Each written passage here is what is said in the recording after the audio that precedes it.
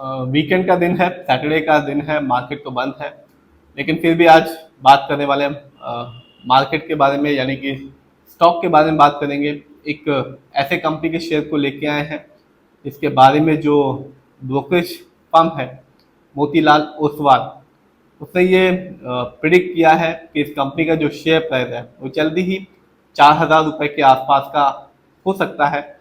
और अभी इस कंपनी का जो शेयर प्राइस चल रहा है वो है 3,000 के आसपास का। और ब्रोकरेज फर्म मोतीलाल ओसवाल ने इस कंपनी के स्टॉक को बाय रेटिंग दी है। ये वीडियो सिर्फ एजुकेशनल पर्पज है, ना हम कोई भी स्टॉक खरीदने की सलाह देते हो ना ही बेचने की। तो आज हम बात करने वाले हैं प्रीवी स्पेशलिस्ट केमिकल के बारे में बताएंगे। ये कंपनी लॉन्ग टर्म में रिटर्न तो दे ही रही है, साथ ही साथ डिविडेंड भी दे रही है। और जितना मैंने इस कंपनी के बारे में देखा है तो कंपनी का फंडामेंटल भी अच्छा खासा है, कंपनी का फाइनेंशियल भी ठीक है और शेयर होल्डिंग पैटर्न भी मजबूत है।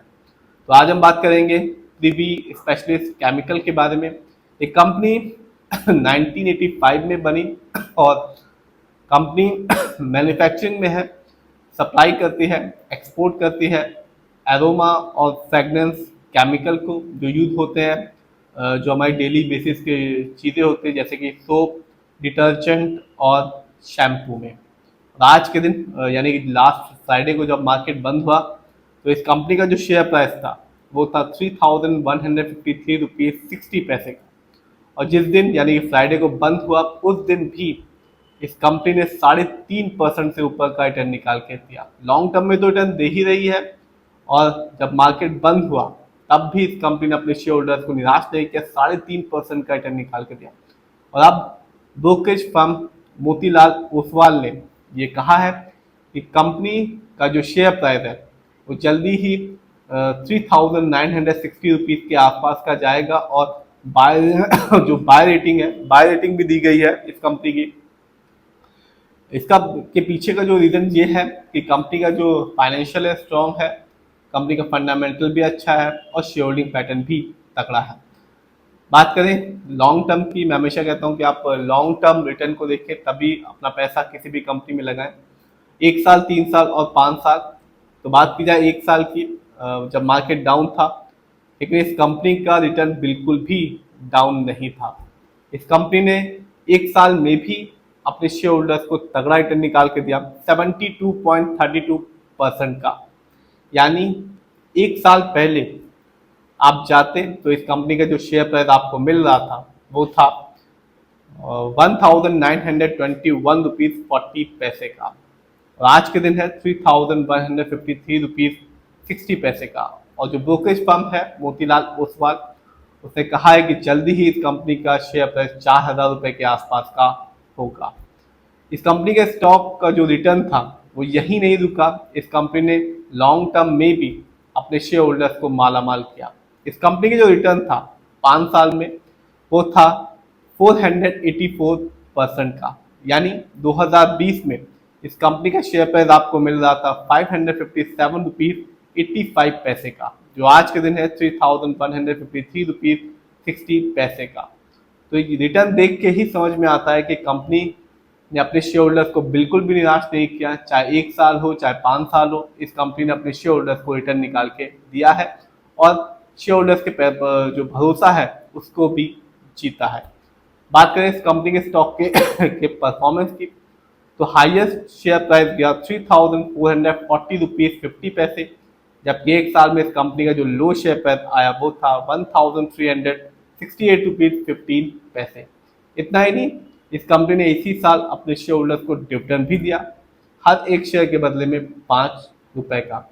मैं हमेशा कहता हूं कि डिविडेंड का बेनिफिट तभी होगा जब आपके पास किसी भी कंपनी के शेयर की एक अच्छी क्वांटिटी होगी। यदि एक शेयर होगा तो 5 ही रुपए मिलता, यदि आपके पास 100 शेयर होते तो आपको 500 रुपए मिलता। तो क्वांटिटी मैटर करती है डिविडेंड के केस में। जानते हैं इस कंपनी के फंडामेंटल्स को, तो जो कंपनी का मार्केट कैप है वो है 12,352 करोड़ का।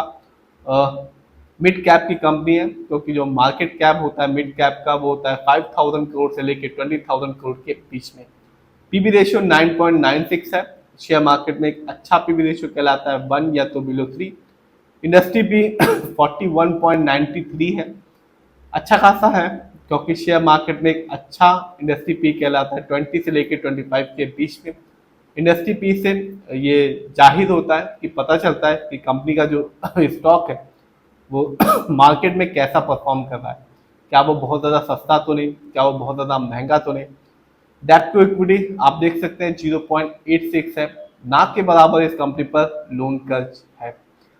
जानते हैं इस कंपनी के आरओई को, जो कि सबसे इम्पोर्टेंट होता है, वो है 21.52% का, अच्छा खासा आरओई है। जब भी आप किसी कंपनी के फंडामेंटल्स को देखें तो आरओई जरूर देखें।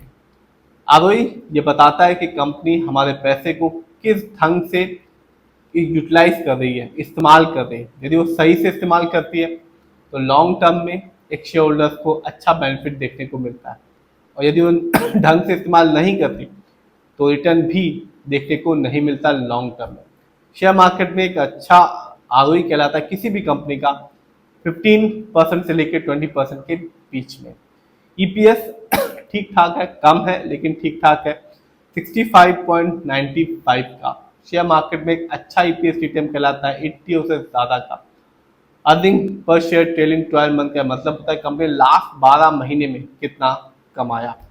डिविडेंड यील्ड है 0.16% का। शेयर मार्केट में एक अच्छा डिविडेंड यील्ड कहलाता है 2% से लेकर 6% के बीच में।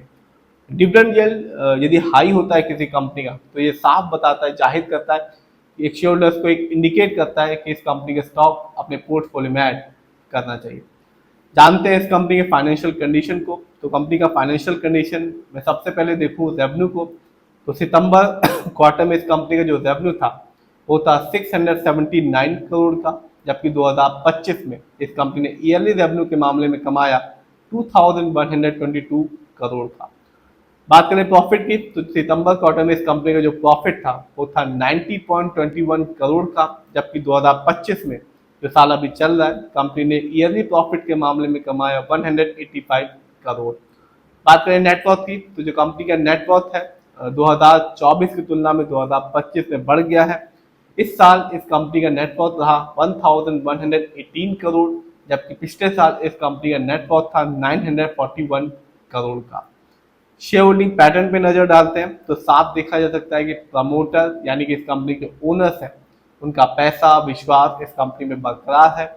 इसकी वजह से प्रमोटर की होल्डिंग है 69.89% की, जबकि रिटेलर्स यानी कि हम लोग का पैसा इस कंपनी में लगा हुआ है 24.23% का, जबकि म्यूचुअल फंड का पैसा इस कंपनी में लगा हुआ है 3.95% का। तो कंपनी का शेयर होल्डिंग पैटर्न हो, फाइनेंशियल हो या फंडामेंटल, तीनों ही अच्छे हैं, और कंपनी लॉन्ग टर्म में एक अच्छा रिटर्न निकाल के दे ही रही है, डिविडेंड भी दे रही है। और जो ब्रोकरेज फर्म है मोतीलाल ओसवाल, उसने बताया है कि कंपनी का शेयर प्राइस जल्दी ही 4,000 रुपये के आसपास का जाएगा, और मोतीलाल ओसवाल ने इस कंपनी के स्टॉक को बाय रेटिंग दी है।